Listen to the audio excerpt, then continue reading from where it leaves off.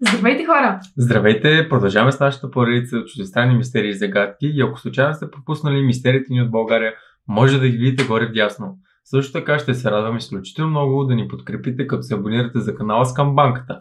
Така ще продължим да ви предоставяме все по-интересни и зловещи видеа.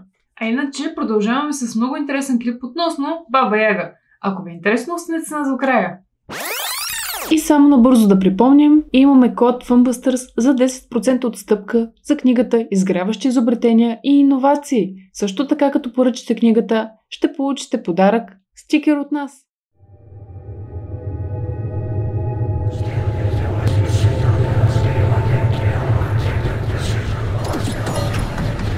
Баба Яга е един от най-известните персонажи в Източна Европа. Тя примамва деца, увлича ги, дразни възрастните, принуждава животни да й служат, като цяло лош човек. Тя обаче си има и конкурент – Късче и Безсмъртни. Той също така е отрицателен герой, а тя иска да се отърве от него и затова помага на юнаци, които са тръгнали на поход да му отсъкат главата. Колко приятно! Но нека се върнем към Баба Яга. Тя е една стара женица, магиосница, която е отвратителна. Сменя си поведението и настроенията от 0 до 100, така да кажем, и е също време и много коварна. Към всички се отнася с подозрение. Доста е преказлива, дребнава и придирчива. Понеже е доста самохвална, често възхвалява сама себе си. Тя има много контакти с различни многоглави змейове, ако изобщо наистина има такива, и в същото време и таласъми. Като цяло тя се разбира много по-добре с животните и предпочита да контактува с тях, от това да контактува с хората. В Италия асоциацията за Баба Яга е Бефана. За нея сме ви говорили в някои от коледните ни епизоди. Говори се също така, че в нощта срещу 6 януари тя идвала и давала на непослушните деца въгленчета, а на послушните чорапче с подаръци и сладкиши. Използва се за сплашване на децата, когато са непослушни. Заплахата е, че Баба Яга идва и ги отнася с чувала си. В нашата митология всички се страхуват от Баба Яга. Малките деца са плашени, че ще бъдат изядени от нея, като дори ще ги натика в казана си и така ще ги свари. А пък големите се страхуват от това, че може да им направи някоя зла магия. Разбира се, не винаги е представена като злодей. Например, в приказката Златното момиче, бабата може да е Баба Яга. Тя помага на момичето, което е работливо и добро, а на мързеливото и непослушното прави зли неща. Много от славянските божества, духове и същества са и дружелюбни и добри, както и по някой пъти разрушителни и неприятелски настроени. Днес Баба Яга е много разпространена във всякакви приказки, а в Русия дори в фентазите е разпространена още от преди много години. Но нека да разкажем откъде идва самото име и тя откъде идва. Всички знаем какво е баба. А знаете ли какво е яга? Има много мнения за това. Дали е метла или дали яга означава нечестива. Именно точно това прави Баба Яга, така че много хора се опитат да разберат откъде идва тя и какво по-точно е тя. Снимките, които предимно изобразяват Баба Яга, я описват като слаба, клощава, даже грозно клощава жена, или дори като 3 сестри, които са задължително с метални зъби и дълъг нос, колкото че когато легне да удря тавана. Малко аз не съм я виждала толкова с голям нос, но поне с 10 см нос съм я виждала. Едно допълнение. Тя, както всички предполагам знаете, е яхнала метла. Да, ама не. Оригинално по принцип, тя е яхнала пръчка, която я използва също и за оръжие. Някои я определят като добра, майката природа, а други като най-злата, която просто ще съсипе всеки, който не свърши това, което му е заръчано. А всъщност изследователите си смислят или смятат, че тя е нещо като йети, отразявайки действително съществуващи създания. Някои учени са намерили реални същества, които днес ги асоциират с Баба Яга, както по външен вид, така и за някои други характеристики. Друга версия за нейния произход ни води в древни времена, сред племената, враждебни на старите славяни, с които те често воювали, било и племето Яги. Смята се, че дори били и канибали. Това племе имало и своите шамани, които нерядко организирали и човешки жертвоприношения. Обикновено шаманите, след които се срещали и жени, живеели в страни от племето. В горските дебри, където най-безопасното жилище е било сред корените на дърветата. Това не ви ли звучи доста познато? Така се появил реално и митът за къщичката на Баба Яга. А животът сред гората е изисквал да се познават различните видове животни и техните навици. Също така и видовете билки.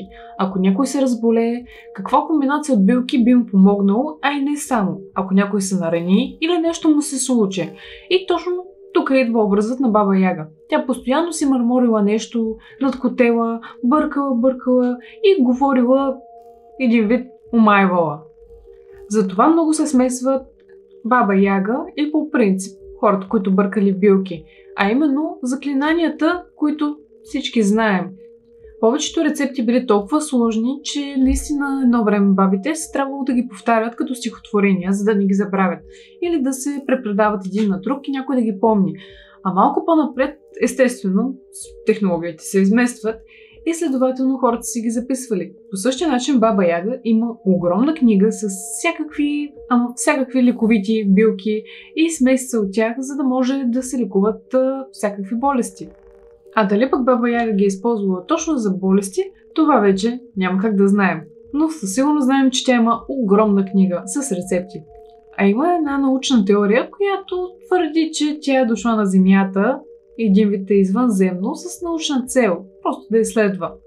Главно според учените, те твърдят, че Баба Яга се е вкоренила в паметта ни още от предците ни, което представлява един вид най-дълбоките страхове на нашите деди. Приказките с Баба Яга обикновено се развиват в нейната колиба, която се намира дълбоко в гората и е поставена върху магически пилички кръчета с глава на петел на върха й. Легендата разказва, че колибата е заобиколена с ограда от човешки кости. Вътре в къщата Баба Яга винаги е описвана, че е надвиснала над нейния казан, който бил доста голям. Нейният казан бил основният детайл в приказките за Баба Яга, тъй като всички, които не били успешно преминали през задачите, които тя давала, били хвърлени вътре и изяждани. Въпреки амбициозният апетит обаче, Баба Яга винаги е изобразявана като клощава и слаба жена. В някои приказки се появява и традиционното возило на Баба Яга, и това е нейната метла, която е по-често срещана за вещиците, за които скоро смятаме също да направим видео, но трябва да отбележим, че в по-старите приказки на Баба Яга тази метла реално липсва. Тя се появява по-късно под влиянието на западните легенди за вещици, които се носят във въздуха на своите метли. А знаете ли как оригиналната баба се предвижвала? Тя е нещо като съвременните ни предвижвания на магически същества, чрез портали. Тя се завъртала около себе си няколко пъти, мъмрела нещо, като един вид магия и хоп, пристигала на адреса от раз. Горе-долу като телепортацията, само че на нея ни трябвали високотехнологични устройства или по-скоро са прикривани от нас в приказките. Аз мисля, че не са и трябвали, а штраквала с пръсти ставало всичко. Ако можете да имате една магическа сила, каква би била тя? Напишете ни отдолу в коментарите. Както вече споменахме, тя е и добър, и лош герой. Зависи къде и каква приказка четете. Но едно е ясно и всички го знаем, че тя не идва неканена. Тоест някой трябва да я подразни, да я почука на вратата, за да отвърне или един вид да направи нещо зло. Няма сама да тръгне и да гони хората без никаква причина. И все пак тя е добра, защото каквото и да обещае на героя, въпреки пакостите, след това тя го изпълнява. В повечето известни истории за Баба Яга реално не се говори толкова за нея, а за хората, които я срещат. В една от историите Василиса Прекрасна, Василиса е персонаж тип пепелашка с магическа кукла. Нейната майка умира и баща й се жени за ужасна жена със също толкова ужасни дъщери. Когато бащата на Василиса заминава на пътуване, мащехата продава къщата им и се мести с трите момичета в къща в гората, давайки на момичетата невъзможни задачи, които да изпълняват на светлина от свещи. Когато Василиса излиза от къщата по заръка на доведените си сестри, за да потърси повече светлина, тя среща Баба Яга, която поставя Василиса пред редица трудни задачи, в замяна на огън, който да занесе от дома. Когато свършва всичко успешно, Баба Яга й дава фенер, в който има огън, във формата на череп. Този фенер изгаря цялото ново семейство на Василиса. В крайна сметка историята на момичето завършва с щастлив край, като се жени за руски цар. В тази приказка Баба Яга може да се третира и като злодей, и като спасител, тъй като без нея Василиса нямало как да оцеля в новото си семейство. Обаче пък от друга страна нейната жестокост, т.е. жестокостта на Баба Яга, наистина граничи малко с минаване на някои граници, тъй като по този начин да убиеш новото си семейство също не е редно. Тя също е представена като фигурата майката Земя и с това може да докаже самата Василиса. Два пъти Василиса среща 3 ездачи и тя ги пита кои са те, а те й отговарят ден, слънце и нощ. Всеки може да се убеди, че Баба Яга е много могъща и може с по-леки мерки да се справи с положението и да използва по-нежни средства при отстраняването на семейството на Василиса, но избира да не го прави. Именно заради неуловимата й природа и нейния характер, тя остава все още много чудата за всички нас. Интересно ни е и да научим дали в крайна сметка ще излезне добра или зла в приказката. И все пак в нея има нещо мистериозно.